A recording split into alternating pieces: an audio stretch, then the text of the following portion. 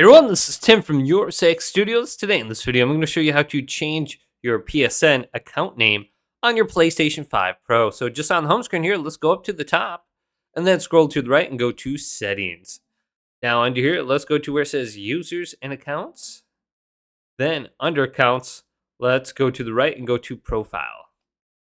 Then we can go to Online ID and go to Accept, Continue, and you will be brought to this page where you have to sign in. You can manually sign in or scan the QR code.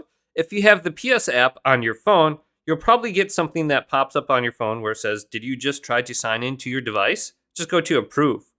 And then you'll be brought to the next screen without having to type in a password.